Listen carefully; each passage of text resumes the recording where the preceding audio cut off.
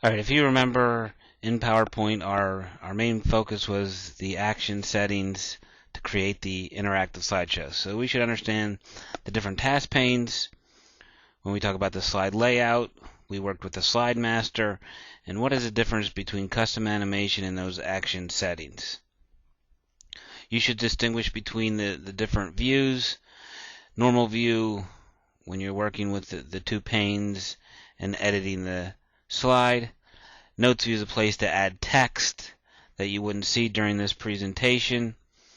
The slide view again goes with normal view. That's where we edit, work on the slides. Way to rearrange a slide is slide sorter view, and running the show is the slideshow view. Okay, so we're talking about the slide layout task pane. This is where we determine the layout on the slide. We can place many different kind of objects, and there are templates built for those layouts, and we can choose from bulleted list to two bulleted list to pictures to objects. Remember, when working with a large slideshow, you don't want to make changes to each of the individual slides for your background color, your bulleted list, your title for second, third, and fourth level paragraphs with those bulleted items. Use that master slide. We can apply it to all the slides that you don't have to do tedious work on each individual slide. We should understand the difference between a transition and custom animation. Transition, moving from one slide to the next. Okay, we say the smooth movement from one slide to the other. There are different effects. Go to your slide transition task pane. The effects are there. How do we want to move? We did automatically, but yet we were using action settings, so that's what navigated from slide to slide, but you still had the effect. The transition is moving from one slide to the next.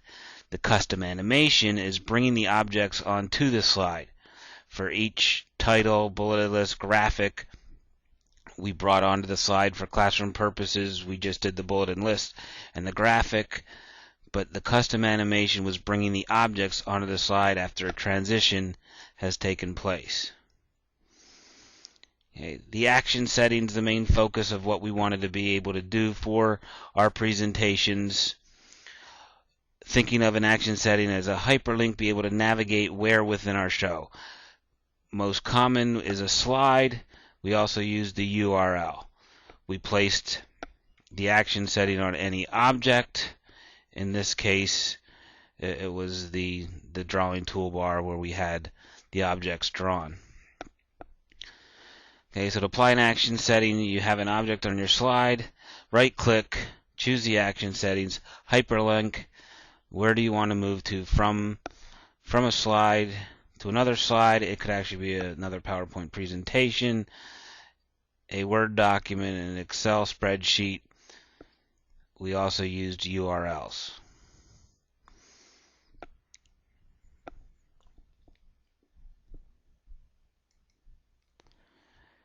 Okay, remember during our show there's a few different keystrokes that we can use. B makes our screen black, white, Control P. So I can highlight and draw. I go back to my arrow.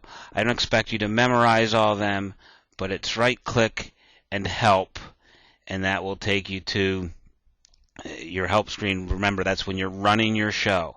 So when I ask you the help command, I'm not talking about the typical help on how to perform tasks.